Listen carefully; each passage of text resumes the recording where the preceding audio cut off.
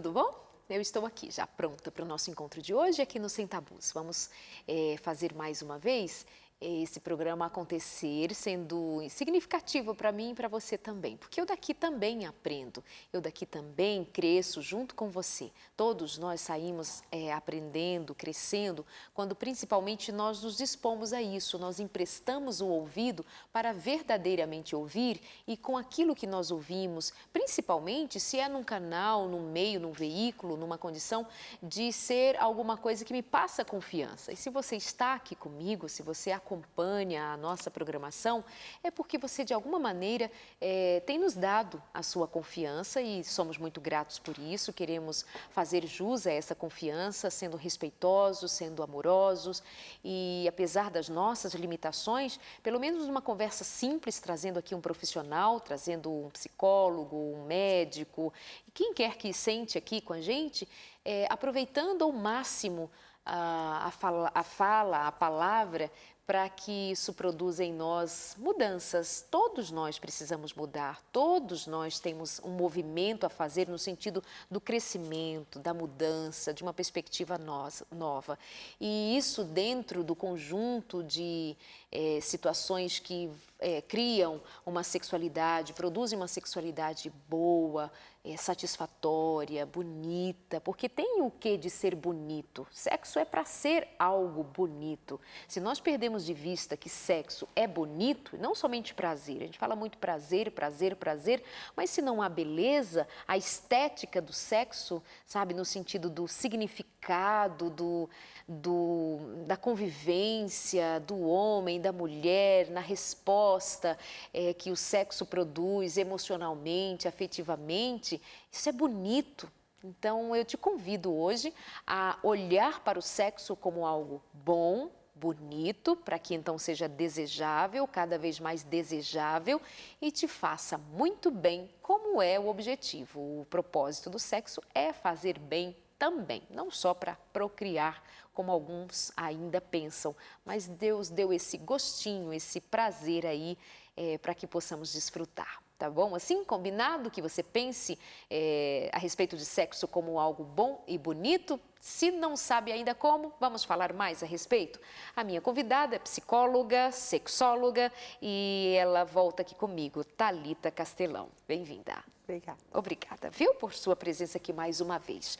Olha que interessante, uma senhora, imagino que não haja tanta diferença de idade, porque ela apresenta o marido tendo 67 anos, ele tem 67 anos. E, segundo ela, ele não consegue mais ter uma ereção, mesmo fazendo algum uso de medicamento para, o que eu entendi, para então haver uma ereção, mas não está acontecendo, o que causa estranheza, porque a medicação própria para isso deve ter algum outro fator que ela não diz a respeito. Mas ele quer e o tempo todo ele tenta fazendo carícias e tentativas, mas para quê? Para chegar a lugar nenhum, diz ela, está chateada com a situação. E eu ainda estou viva e eu não sei mais o que fazer. A gente não sabe exatamente como essa disfunção erétil foi se desenvolvendo, né? Agora, uma coisa está clara, esse homem ainda quer lutar para ter uma vida sexual ativa. E essa disposição dele, né, de fazer as carícias e tal, até mostra que ele não está vendo o sexo como uma coisa resumida, como se fosse apenas a penetração. Acho que ele tem o prazer de estar com ela. Ela é que está mais incomodada, né? Precisa ver se essa medicação está correta, se essa medicação está sendo acompanhada. Na verdade, não existe só a medicação oral para ser tomada no caso da disfunção erétil, né? Você tem outros recursos aí que podem ser testados para ver o que dá resultado, né? Numa última instância, a gente teria talvez até a prótese peniana. Mas eu acho que é legal ela contar com a disponibilidade dele. E talvez até os dois fazerem uma terapia juntos para ver se não está havendo também muita cobrança dela. Porque a sensação que dá é que ela se irrita, porque, não quero nem começar, porque eu já sei como vai acabar em nada. De alguma forma ele deve perceber isso, ele deve perceber nas entrelinhas esse aborrecimento dela, essa impaciência dela. E isso faz com que ela se feche, provavelmente, e talvez até isso tenha algum efeito sobre ele também. E ela diz: eu estou viva ainda e funcionando. Ele tanto sabe que não deixou para lá. Ele tenta as carícias, ele está presente, ele está tentando. Então, para ela, parece que sim, o sexo tem um resumo na penetração e no orgasmo com a penetração, porque... A coisa mais tradicional, Tradicional. né? Que é o que ele não está conseguindo agora. É. Então, às vezes acontece isso, né? Muitas mulheres querem exatamente o que o camarada não dá conta naquele momento. Então, a gente precisa ampliar um pouquinho essa visão para que todo mundo saia ganhando. Não está sendo dito aqui que vai ficar por isso mesmo, que não vai haver uma outra tentativa no sentido de, quem sabe, uma outra medicação, ir ao urologista. Ela não descreve, já foi ao médico? Precisa ir, né? Essa medicação, quem passou, chegou na farmácia, pediu, precisa. Mas que eu vejo um marido vivo nessa relação, eu vejo. E que gosta dela, que provavelmente. Miga, eu entendo, sabe, esse seu lado, estou viva e quero, mas se o maridinho também não está assim tão de mal a pior, que você despreze pelo menos as tentativas dele. Se eles fizerem até uma consulta mesmo, com um terapeuta sexual, algumas orientações já podem, às vezes, sanar essa coisa da dinâmica deles. E pode ser que realmente ele volte a ter uma ereção como ela gostaria. E talvez também possamos aproveitar essa oportunidade, Thalita, para dar um toque a todos nós, casais, de que nem sempre as coisas serão no mesmo ritmo que estão agora, se é que estão num ritmo bom, né, sexualmente falando. Pode chegar uma hora, por exemplo, ele já está com 67 anos, outro dia fizemos um programa aqui em que a esposa dizia que o marido com 75 anos está a todo vapor, e ela é que não. Ou seja, estamos envelhecendo e mudanças estão ocorrendo. Em algum momento pode acontecer uma coisa desse gênero e não significa o fim do casamento. Não vamos colocar sexo, com sexo tem casamento, sem sexo não tem mais casamento. Especialmente já com uma jornada tão longa, os dois juntos. E o que me preocupa mais é a questão não do sexo, mas a coisa da penetração. Então, eu não posso ter carícias se não vão terminar numa penetração, se ele não abarca com a penetração. Quando, na verdade, as carícias deveriam existir sempre, independente. Quer dizer, isso dá intimidade, isso dá afinidade entre o casal. Pode também essa reserva dela de estou viva e queria que fosse uma relação completa, de alguma maneira ela pode deixar escapar um desestímulo à continuidade da tentativa dele e influir, inclusive, na impossibilidade de ele chegar a uma resolução? Com certeza ele percebe isso aí, né? Ele deve conhecer a mulher que tem e às vezes a gente conhece o outro por um olhar que é dado de uma forma diferente, não preciso falar, né? Mas às vezes eu dou um olhar que já é percebido pelo outro como uma crítica, como uma desaprovação. Pois é. Amiga, ajuda aí, maridinho, para você se ajudar também. Quando nós ajudamos o outro, nós somos ajudados, não é assim em tudo na vida? Não é a dinâmica da generosidade? Então, vocês geralmente, não, vocês estão falando, ela está se referindo a outro momento e outro programa provavelmente, e cabe até nesse momento de agora também, quando ela diz, vocês estão falando em falta de sexo no casamento e isso não acontece com o meu. Ele está casado há 19 anos e o esposo dela, o marido já há 19 anos casado com ela, por ele tem sexo todos os dias e algumas vezes por dia, se possível for. Ela acha isso assim, um tanto demais. E ela diz, está ficando sério isso. Tenho até desconfiança. Não, quando ela não responde sexualmente, ele passa a desconfiar. Você tem outro? Você não me quer? Por que você está me rejeitando? O que está acontecendo? E ela acha isso muito estranho. Até quando alguém curte uma foto dela nas redes sociais, diz, quem é? Né? Como é que é? Quem é que essa pessoa aí? Porque fazer sexo comigo você não quer. Como fazer para mudar? Ela diz que gosta, mas 4, 5 vezes, muitas vezes ao dia. Que isso? Ela diz que mulher tem esse pique. E que homem tem esse tempo, né? Porque é verdade. Precisa ter tempo também. Tem gente até que gostaria de fazer 5 vezes no dia, mas não tem tempo para isso. Agora, ela dá uma deixa, porque ele parece que tem um comportamento meio paranoide aí, né? meio de desconfiança perseguição. exagerada, né? Que tem alguém na vida dela, quer dizer...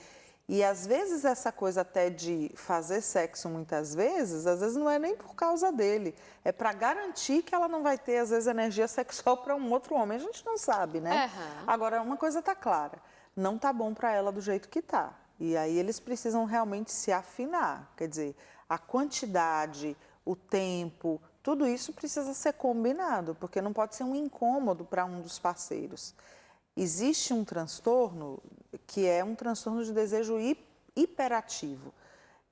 A gente não tem tantos dados para dizer que ele tem isso, mas esse transtorno se encaixa bem para pessoas que querem sexo todos os dias e várias vezes ao dia. Ela chega a dizer 5 vezes aí, 4 a né? 5 vezes, 4 a 5 vezes ao dia.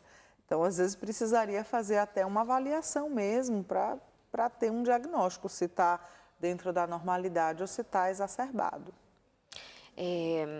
Tem alguns sinais, assim, é só a frequência já determina se alguém pode estar caindo no diagnóstico de uma compulsão sexual?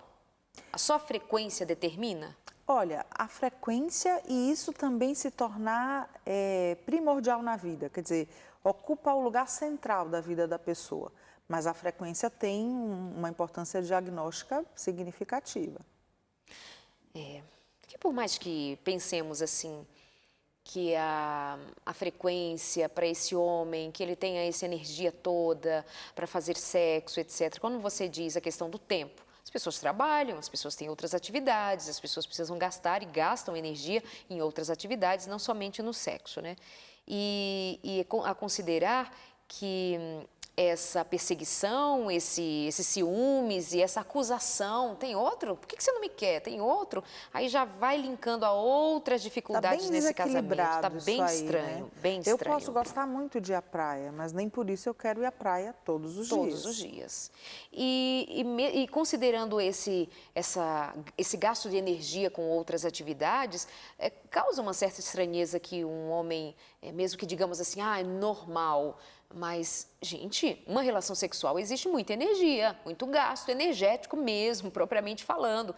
E um homem, para garantir 4, 5 vezes ao dia, está meio atleta sexual, né? Então, sugere alguma coisa que precisa cuidar.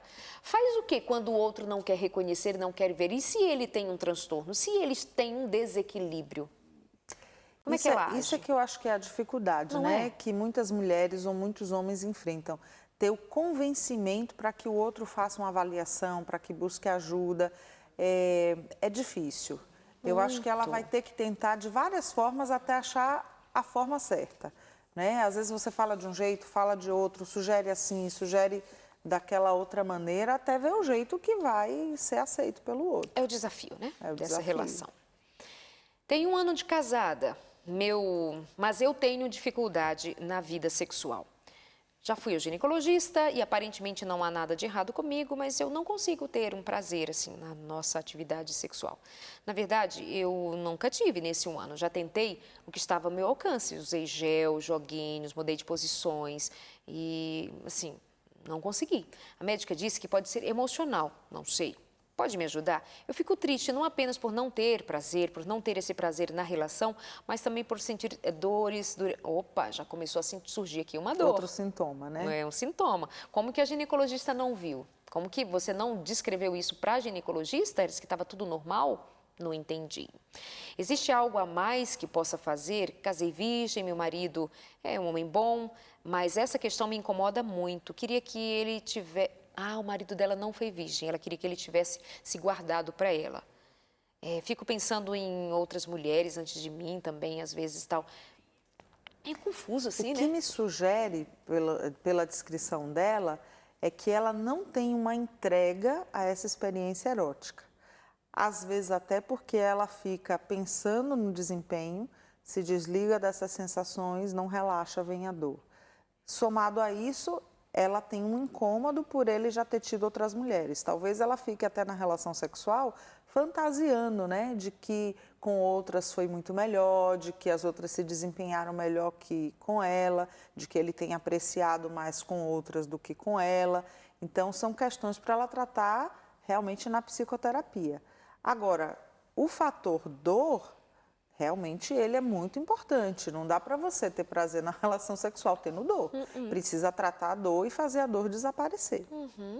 E lendo assim a descrição dela sobre o que a incomoda, tem umas coisinhas interligadas, mas também ao mesmo tempo parecem meio que separadas. Deveria ser, por exemplo, se ele teve uma relação antes do casamento com outra ou outras mulheres, mas um dia ela decidiu casar com esse homem, decidiu confiar nele. Aí ela traz isso à tona, aí tem a dor. Ao mesmo tempo sugere que talvez ela não se conheça. Ela foi ao ginecologista, já fui. Ela disse que está tudo bem. Ah, mas eu sinto dor. Então, às vezes, a gente precisa se conhecer e ser muito honesto com os sentimentos. Porque tem medo aí, não tem o medo de olhar para reconhecer questões que são delas e não do marido? E ela fala como se ela fizesse uma tarefa de casa. Eu fiz os joguinhos, fiquei na posição que me disseram, ok? Mas não se entregou na experiência erótica. Quer dizer, tem que abrir mão do controle para desfrutar do prazer. Já tem gente que não usou joguinho, que não está muito procurando nada. posição, tá nada. Olhou para o outro, falou, vamos embora. Vamos embora. Então se entrega, né? É doação. Enfim, então a dica é... Eu acho que ela, como tem a dor não é simples de desaparecer, não desaparece sozinha. Então, como tem a dor, ela precisaria realmente buscar uma ajuda terapêutica. Eu fiz um programa aqui, Sem Tabus, não lembro se já foi ao ar ou ainda vai ao ar, de um caso de 22 anos, mais ou menos, de um casamento, em que a esposa sempre sentia lá a sua dor. E quantas vezes... Então, é coisa de durar muito tempo, uma vida inteira, se não para atender isso, né? Não vai desaparecer assim do nada. E essa dor, Darleide, pode ser por várias causas. Pode ter causa orgânica, como você ter, às vezes, fungos ou bactérias que provocam mesmo dores. Endometriose pode provocar dor na relação sexual. Mas tem dores que são da ordem do emocional e às vezes tem dores que têm a ver com a questão do feminino não resolvido. É uma mulher que às vezes não aprendeu, não teve uma vivência do feminino dada pela mãe ou dada pelas referências femininas muito favoráveis. Então essa dor às vezes vai se manifestar dessa forma. Precisa tratar coisas que ela nem sabe que ela precisa tratar. Vou te convidar a ficar com a gente. Tem mais um tempo de ficarmos juntos aqui no nosso programa. Logo depois do intervalo, tem mais Sem Tabus para você.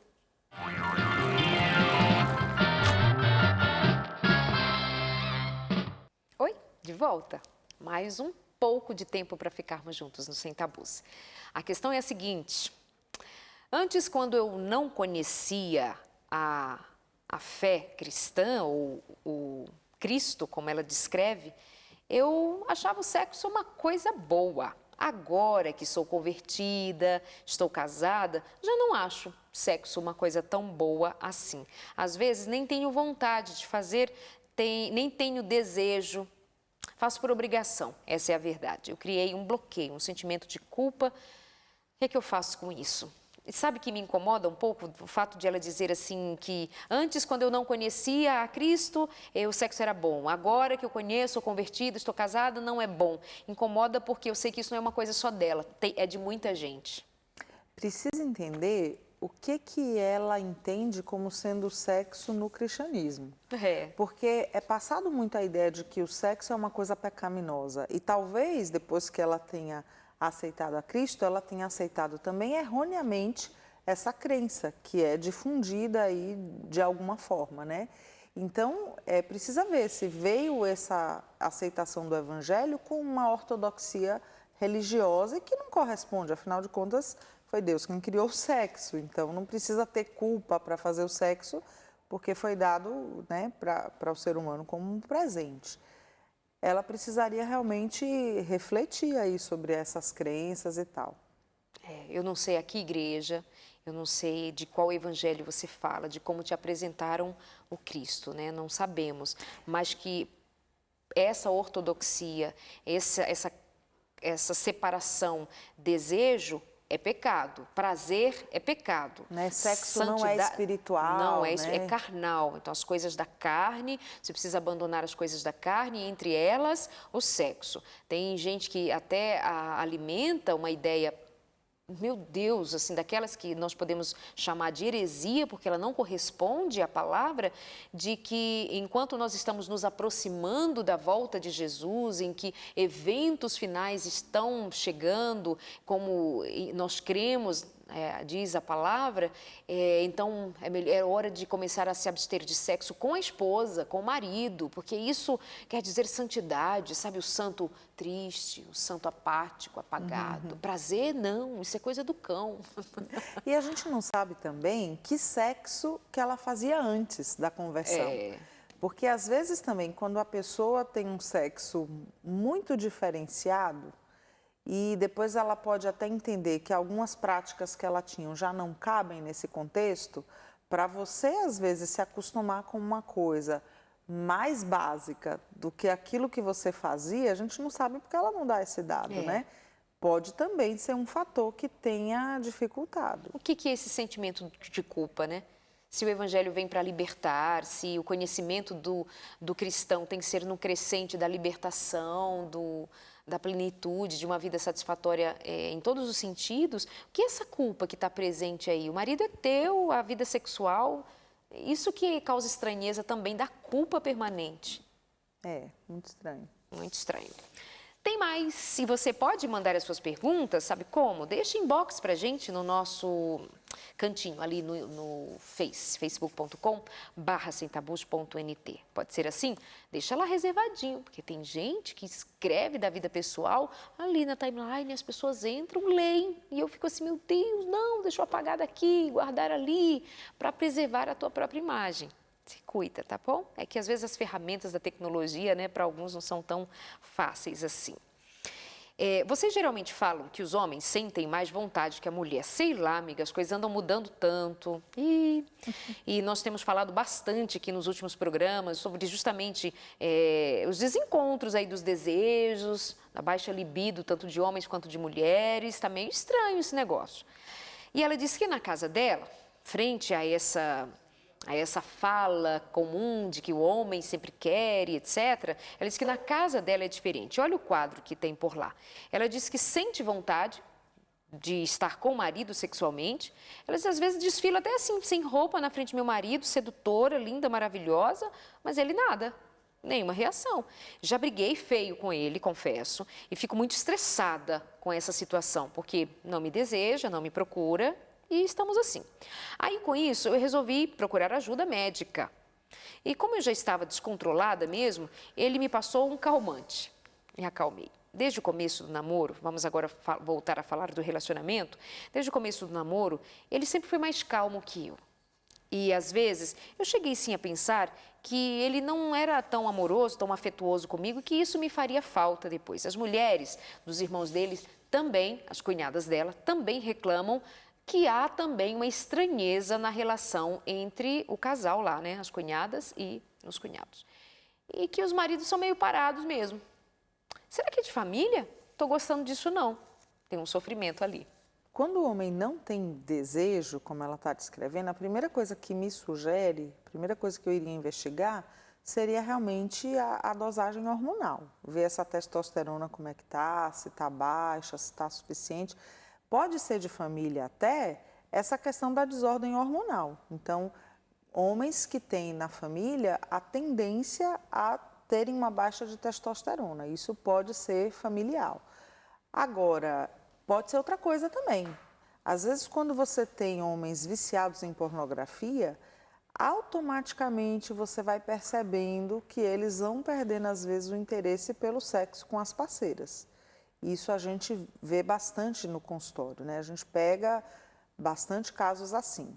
Então, não dá para a gente saber o que é, mas que alguma coisa tem de errado, tem de errado. Ou é orgânico, ou é psíquico. Às vezes tem homens que têm uma relação assim de lutas mesmo inconscientes pelo poder com essa mulher. Então, às vezes eles inconscientemente não querem dar prazer a essa mulher, não querem estar com ela porque de alguma forma ele sente que isso a pune, né? Então não dá para a gente saber exatamente o que é. O que eu posso dizer para ela é não desista de investigar e de insistir com ele. Às vezes a insistência é no sentido de sempre falar e às vezes isso levanta mais um muro de barreira, né? Mas às vezes você pode deixar alguma coisa para ele ler, alguma coisa que desperte ali o interesse dele em descobrir de repente o que está acontecendo com ele. Eu tenho algo que me deixa muito mal, mas muito mal, ela diz. Algo que eu fiz lá no passado. Perdi minha virgindade com meu primeiro namorado. Foi praticamente assim um abuso. Eu não queria de fato. E isso me deixa mal até hoje. Eu não consigo me perdoar por ter me envolvido naquela situação. Me sinto muito boba. Quando eu tive meu segundo relacionamento, eu já tinha medo e eu pensava que ia acontecer a mesma coisa que aconteceu com aquele primeiro namorado. Acabei terminando com ele. Eu tenho medo de não ter um relacionamento instável, estável, saudável. Eu gostaria de casar, de se casar na igreja, inclusive. Ela é religiosa, ela é cristã. Mas eu tenho realmente medo de que o que me aconteceu naquele primeiro namoro, com aquele primeiro namorado com quem ela perdeu a virgindade, venha se repetir nos relacionamentos seguintes. É tanto que ela já caiu fora do segundo namoro, sendo que o rapaz nem era semelhante ao outro, pelo que ela descreve. Precisa ver esse medo em que está fundamentado, né? Se é realmente assim numa história que ela fala que foi quase um abuso a iniciação sexual dela, né? E pelo visto não foi trabalhada, não foi tratada essa questão dessa sensação de que ela foi forçada e mais, passa a sensação de que ela não pode dizer não. Ela prefere romper o relacionamento a pensar que ela pode dizer não para qualquer coisa que ela não queira que aconteça. Então, eu recomendaria, nesse caso, que ela realmente buscasse uma ajuda para ela entender tudo que aconteceu com ela e como ela pode se posicionar de forma saudável e de uma forma que seja positiva para ela com qualquer outro companheiro que ela tenha. Mas eu não acho que de forma nenhuma ela precisa abrir mão, né, dos sonhos que ela tem de ter uma família, de ter um namorado, de ter um companheiro de vida. Os medos a gente só consegue vencê-los indo aos pouquinhos enfrentando, né, também. E esse enfrentamento precisa acontecer. Se ela diz que essa primeira vez dela foi meio traumática, claro que não estamos dizendo assim, ah, não, tranquilo, de boa, tal, porque o medo está lá, né? Sempre vai Marcou. refletir. Essas iniciações sexuais, assim, que não são da forma que venha favorecer a pessoa nesse desenvolvimento sexual, em geral vão ter consequências que ela vai sempre estar relembrando, né? Ela pode ter um companheiro que seja habilidoso, que tire dela o melhor desempenho, que dê confiança e tal, mas pelo visto não foi o que aconteceu com esse segundo companheiro. Eu citei agora, acho que no bloco anterior, a respeito de uma situação da mulher que descreveu que durante 22 anos, mais ou menos, de casado, nunca teve prazer. Tem outra questão aqui muito semelhante. E ela tem 38 anos de idade, casada já há muitos anos, e nunca teve um orgasmo. Thalita, como que é essa questão da anorgasmia nas mulheres? O que os estudos dizem? Isso é comum, é incomum? Em que nível nós estamos na falta de desejo da mulher que, pelo menos na fala, nas queixas delas, vem com tanta frequência, não tenho vontade, não quero, nunca senti orgasmo. Isso é só uma impressão minha? Não, é uma disfunção sexual grave, uma das mais graves que a gente tem, é uma das queixas que aparecem bastante e que tem aí como fundo, eu digo que no primeiro momento tem uma mulher que na verdade não conseguiu se conhecer mesmo. Tem dificuldade em se conhecer, às vezes mulheres que não conhecem nem o próprio corpo, que às vezes rejeitam até se observarem, se conhecerem, descobrir o que realmente, de que forma o corpo dela reage ou responde, né, à questão sexual, e que quando parte para uma relação a dois, ela vai com toda essa falta de conhecimento pessoal e que também resulta, né, numa falta de intimidade, numa falta de entrega. O histórico de vida dessa pessoa provavelmente vai revelar situações onde ela teve medo, onde ela talvez tenha visto o sexo como uma coisa não tão positiva, né? Às vezes a falta de esclarecimento, a falta de uma educação sexual, às vezes a falta de um companheiro que favoreça essa mulher a entrar num jogo erótico, que seja carinhoso, que também saiba explorar o mapa erótico do corpo dessa mulher. Então, são muitas situações, não dá para a gente dizer que é uma. Geralmente, as causas são multifatoriais, né? Mas é uma disfunção severa, dá muito entristecimento para essa mulher e precisa também de busca de ajuda, de apoio. A boa notícia é que tem tratamento. Oba, que bom. Ela continua dizendo que guardou esse segredo com ela durante muito tempo, mas no finalzinho de 2015, ela foi orientada a conversar com o marido sobre o tema. E ela falou tudo para ele. Olha, nunca senti um orgasmo, não sei o que é um prazer, sendo que ela tinha 18 anos de descasada. E ela disse que deu tudo errado. Depois que falou com ele, começaram os desentendimentos, os aborrecimentos. E aí é que a coisa ficou insuportável. Conversamos várias vezes, contei, até disse para ele que achava que não amava. E ele reagiu, puxa vida, contar ou não contar? Eis a questão. O que você pensa a respeito? Eu acho que ela contou, Darleide, porque ela já não dava mais conta de guardar aquilo só para ela. Imagina, não amava, não teve prazer? Olha, para quem que ela vai contar isso, se não para ele, né? Eu não acho que traz muitos acréscimos, mas ela precisa se perguntar, né? Se não amava, por que casou? Né? Por que fez essa escolha? Por que permaneceu nessa relação até então? E quando ela conta, eu fico imaginando esse homem, porque deve ter dado uma pirada nele, né? Pensando assim, pô, essa mulher ficou aqui a vida toda comigo, nunca me falou nada, agora de uma hora para outra eu já não sirvo, porque os homens recebem assim. Enquanto ela comunica que ela não teve prazer, ele já pensa que a culpa é dele. Então, ele já pega isso como uma crítica, né? E agora ela vem dizer que eu não consigo dar prazer, que eu não sou bom, que eu não sou uma pessoa que ela ama. Então, realmente, não podia dar certo, né? Ele ficou bravo e é natural. Agora, ela precisa ver, quer dizer, essa relação compensa? Vale a pena eu permanecer nessa relação? Algum ganho ela ainda tem, porque ninguém ficaria casado tanto tempo se só tivessem coisas ruins. Tem algum ganho nessa relação. Às vezes o status, né, de dizer que é casada, às vezes não conseguiu casar com quem queria, mas para não ficar solteira, então eu caso com esse que resolveu me pedir em casamento. Então tem uma série de coisas. Às vezes eu caso para poder ter filhos, às vezes eu caso para sair da casa dos meus pais, às vezes eu caso por uma questão financeira, porque esse casamento vai me dar uma ascensão financeira. A gente não sabe, mas algum ganho ela teve. E ela precisa agora ver o que é primordial na vida dela. Quer dizer, pelo visto, os ganhos que ela teve aí ao longo desse casamento já não estão sendo suficientes, porque ela quer amar de verdade alguém. Ela diz, no começo, quando diz quantos anos de casado, ele tem um filho de 17 anos, ela diz que já casou sem amar este homem. A questão aqui não é a principal delas, o orgasmo, o desejo, é antes, né? O afeto. É o afeto. Não tem o afeto. Não tem. E o casamento, embora o casamento por afeto, né, por amor, seja uma coisa até recente, porque antigamente as pessoas casavam muito mais por contratos entre as famílias, mas o casamento por amor é uma coisa dos nossos dias, é a premissa primordial, quer dizer, não tem amor, para que casa? Fica amigo. Não precisa ir morar junto, ter que fazer sexo, se você não ama a pessoa. Não é?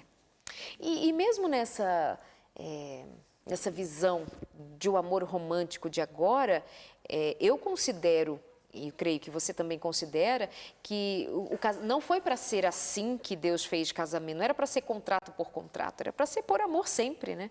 Quando Deus faz, cria esse projeto casamento e essa instituição casamento, claro que não era para ser sem amor. Imagina se Deus iria unir homem e mulher sem amor, se é a liga da vida, né? Se é a alegria da vida, amor. Mas realmente historicamente, né? Falando, a gente sabe que durante muito tempo o casamento aconteceu como uma forma de negócio, né? Entre famílias importantes. Tinha ganhos de heranças, né? Tinha questões assim. Mas eu prefiro olhar para o casamento de Rebeca e Isaac, apaixonados, lindos. Não se conheciam, quando se olharam, se amaram, tem umas coisas assim.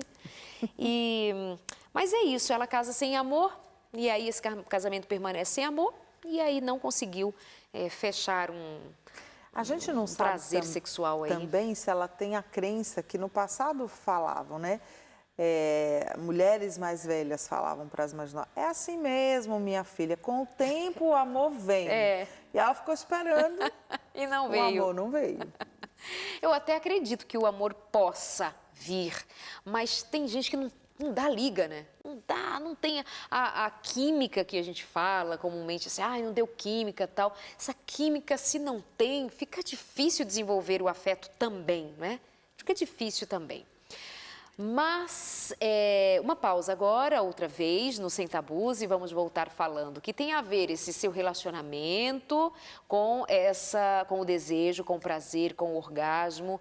E é bom pensar nisso. O amor faz parte, amor sabe, é o esteio, assim, de uma relação, que faz, inclusive, eu até imagino que haja algum tipo de amor dessa mulher para com esse homem. Ninguém suportaria ficar, eu acho, né, não sei, 18 anos com uma pessoa suportando. Não tem amor, não tem desejo sexual, não tem orgasmo, não tem nada. Ficar 18 anos, só se foi um daqueles casos de, assim, é por causa do nosso filho. Não sei. Já voltamos.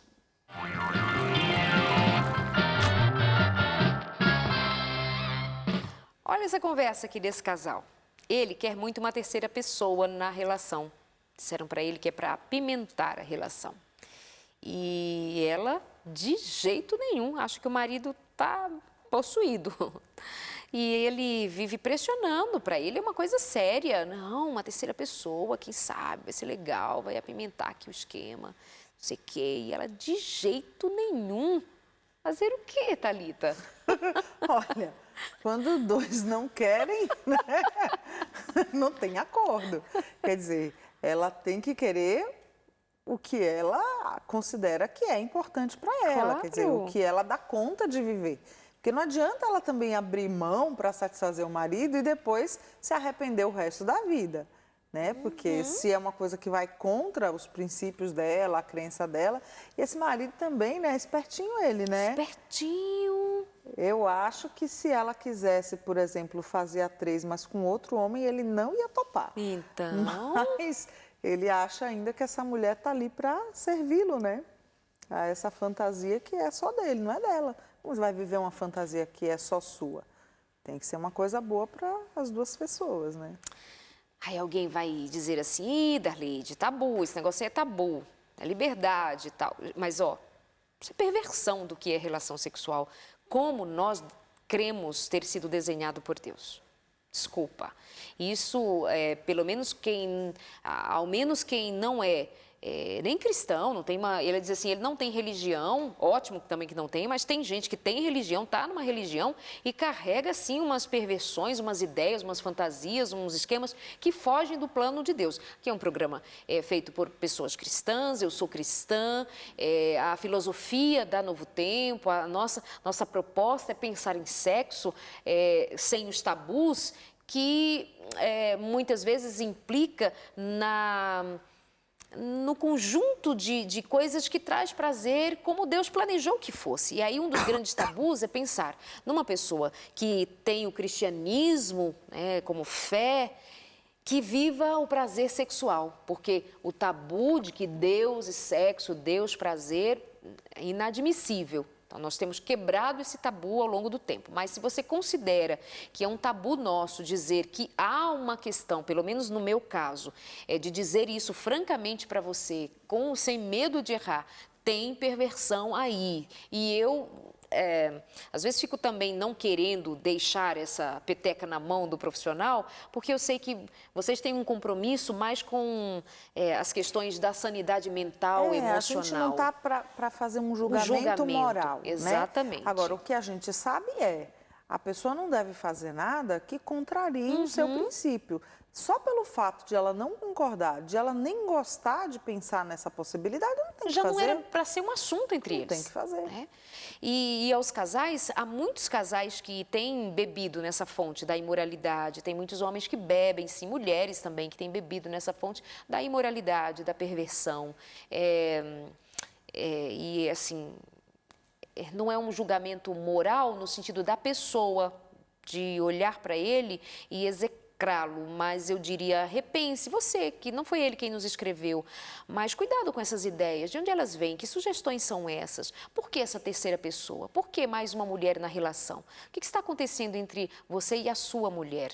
É bom pensar nisso. E se eu estivesse falando, ela diz eu sou cristã, ele não.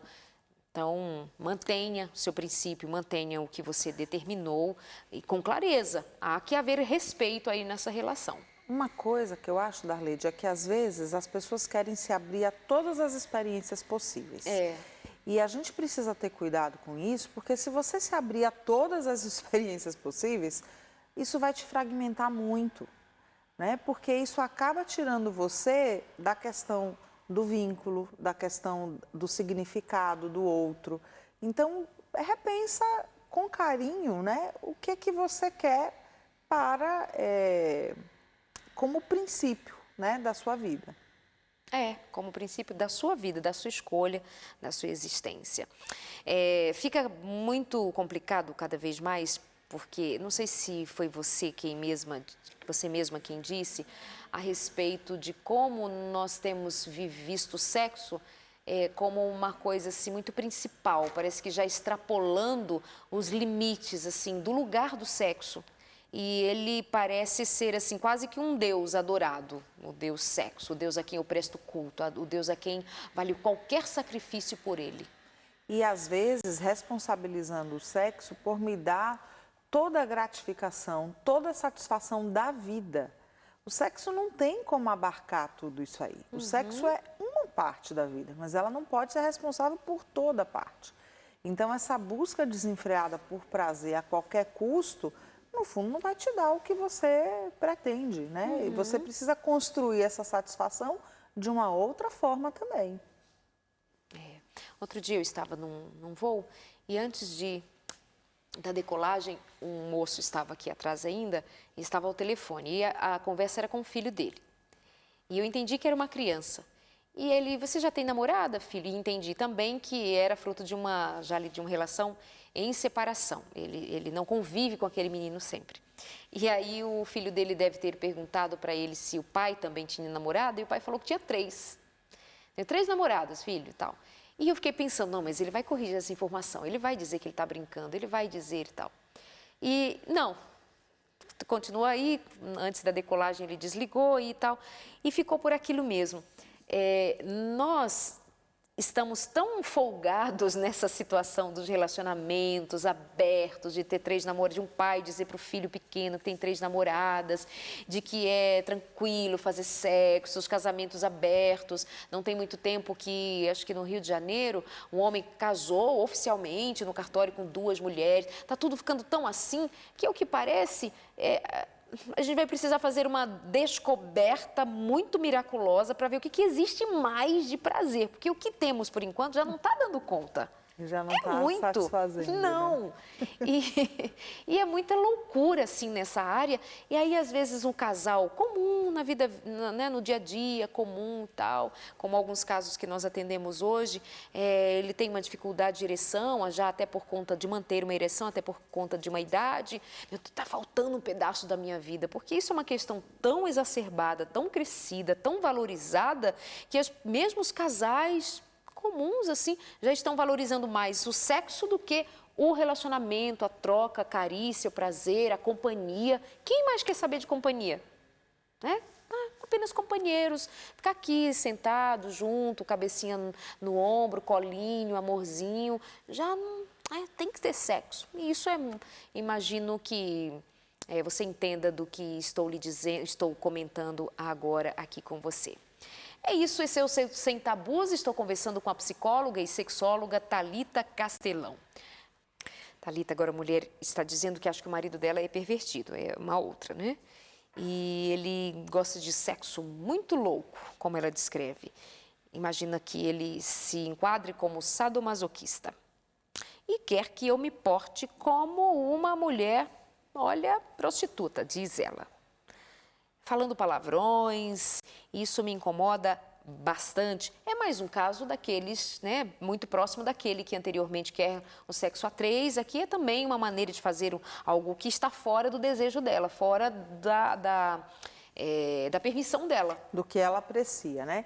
Ela usa essa expressão sadomasoquista, né? Se a gente for pegar literalmente, essa palavra se refere àquele tipo de sexo que acontece quando eu, para ter prazer, preciso provocar dor ou algum sofrimento na pessoa. E aí eu queria até fazer uma distinção.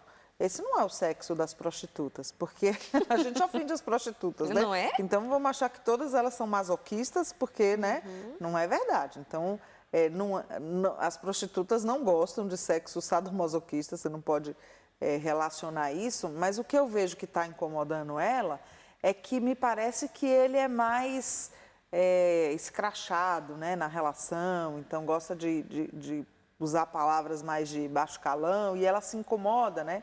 Se fere. Talvez ela tenha realmente a expectativa de que esse sexo pudesse ser vivenciado de uma forma mais terna, mais romântica, né? E fica sempre aí essa falta, esse incômodo.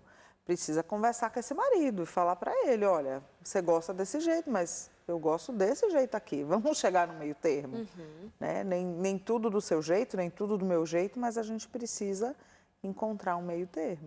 A grande dificuldade é chamar o outro para essa compreensão, né? Como as pessoas têm resistência, né? Para conversar sobre isso, para buscar ajuda, para aceitar que o outro dê algum palpite, porque se sentem sempre muito julgadas, como se estivessem sendo dito a elas que elas não são boas o suficiente. Elas se sentem realmente muito julgadas quando o outro faz até uma simples sugestão, né, na prática sexual. Então, maridos, mulheres, abram a cabeça, por favor, aceitem, né, abram a escuta aí para o outro, porque o casamento e o sexo se faz a dois, então a gente precisa ouvir também o que é que o outro tem para sugerir para a gente. Mas também sabemos que há mentes adoecidas e que estão num casamento e lidar com uma pessoa em adoecimento. E as distorções, né? Porque eu acho que às vezes os casais têm dificuldade mesmo na comunicação. Então, às vezes eu quero falar uma coisa para você, mas você entende totalmente diferente. Isso às vezes me causa um problema ainda maior. E às vezes eu entro nessa coisa de ferir o outro, já que ele não me escuta, então eu vou agredir para realmente ele saber como é que eu me sinto, porque dói também, e aí eu entro numa onda de agressão, né, de cobrança, e os dois saem perdendo. Os dois saem perdendo, que sempre assim, né? Quando os dois não combinam, saem perdendo de alguma maneira. Eu quero dizer a você que outros programas sobre até temas como este, mais amplos, né? Porque tem programas que nós fizemos especialmente com transtornos, nós fizemos com programas sobre perversões, sobre o que distorce uma vida sexual, especificamente em programas bem distintos para você. Onde eles estão? No nosso canal, no YouTube, também está no nosso blog, novotempo.com/semtabus. O nosso canal no YouTube também está disponível para você, todos os programas estão ali. Você pode baixar, pode assistir em outros momentos, você pode guardar para você, assistir outras vezes, e tem algum tema que em algum momento pode ajudar você em alguma coisa em que você já experiencia hoje, ou é algo que você só tem a curiosidade de saber e de perguntar. E então eu te convido a se inscrever no nosso canal. Quando você se inscreve, todas as vezes que postamos ali um programa novo, você é notificado. Pode também ser um dos nossos seguidores nas nossas redes sociais, no nosso Instagram, por exemplo. Você pode ser um dos nossos seguidores na nossa página no Face. E ali no Face, nós queremos sempre ter um contato bem direto com você, reservadamente, trazendo aqui a sua história, dizendo do que se passa, das suas ideias a respeito de temas, né, como estes e outros mais dentro da área da sexualidade. E isso faz muito bem para nós e para você. Você vê que um programa inteiro e tantos outros programas temos feito com perguntas e respostas, porque damos valor à sua pergunta, à sua questão e ficamos muito satisfeitos em ganhar a sua confiança. Thalita, estamos finalizando o nosso programa. Obrigada. Eu acho que assim é muito vantajoso para nós ter uma convidada que, além de ter a formação em psicologia, ainda há uma especialização como sexóloga, e porque é uma área que não é atendida por todos os profissionais porque ela demanda uma experiência mais aprofundada. Na tua experiência como sexóloga, o que é mais frequente no sentido que leva um casal, ou a mulher, ou o homem ao teu consultório? O que tem sido a demanda maior? Olha, se a gente for pensar em termos das disfunções sexuais, eu acho que para a mulher a questão da falta de desejo, então muitas mulheres sem vontade de fazer sexo, a gente até viu alguns casos, né? Muitas mulheres sem vontade de sexo, muitas mulheres sem orgasmo e o vaginismo, que é aquela impossibilidade, a incapacidade de ter a penetração, né? Então isso acontece bastante, às vezes até por causa de uma dor mesmo nessa relação sexual. E no caso dos homens, quando eles chegam aí, geralmente é o fantasma da disfunção erétil, né? Quando é um caso assim de ejaculação precoce, eles às vezes seguram, só quando a mulher pressiona mesmo. Mas geralmente para o homem se incomodar é quando ele vê que ele está tendo uma falha na ereção. Eu percebi que você assim, quando o homem vai, é um número menorzinho de homem que vai ao tratamento? Bem menor, né? Mas se é ejaculação precoce, quer dizer, ele teve o prazer dele e ela não teve, ele não se incomoda tanto. Mas quando o pênis, por exemplo, não tem ereção, aí ele se incomoda bastante. Então, aí ele geralmente busca ajuda. E os outros problemas, né, de quebra de confiança, pornografia, que eu acho que hoje tem invadido realmente os casamentos, né, as questões de falha de comunicação, todos esses problemas a gente pega bastante. Obrigada, viu? Deus abençoe você na sua missão de ajudar tantas pessoas, tantos casais, famílias. Obrigada por ter vindo até aqui ficar com a gente. Obrigada. Obrigada a você também pela companhia, pela audiência, por ficar com a gente até essa hora. Uma boa noite para você, que Deus te abençoe ricamente. Dá uma olhada nas outras áreas da tua vida, não somente fixa no sexo. O que mais está em falta entre vocês? Como está essa comunicação? Você só fala, mas como você entende o que o outro diz? Você não fala, o seu silêncio quer dizer alguma coisa, mas quem disse que o outro entende esse silêncio como uma coisa positiva, como um recado positivo? Pode entender como uma ausência, como uma falta, como desprezo. Presta atenção. Se é alguma coisa, sabe, focada no sexo e você já não tem dado conta, procura se tem um sexólogo aí perto de você, e se é alguém que vai trazer a você a confiança de abrir o que é tão reservado para você. Tem profissionais de diversas linhas, diversas maneiras de trabalhar, com diferentes condutas dentro da psicologia, e você pode se adequar a uma, a outra não, mas vai tentando, vai ao ginecologista, vai ao urologista, faz perguntas, questiona, mas não fica parado não. Você está vivo, se tem vida, precisa ter movimento. Se movimenta na direção do que é bom para você, do benefício que é para você e que também é da resposta na vida do outro. Obrigada pela companhia de hoje, tá bom? Até a semana que vem. E a gente vai certamente trazer na semana que vem mais um tema que seja interessante para todos nós. Até lá, fica com Deus.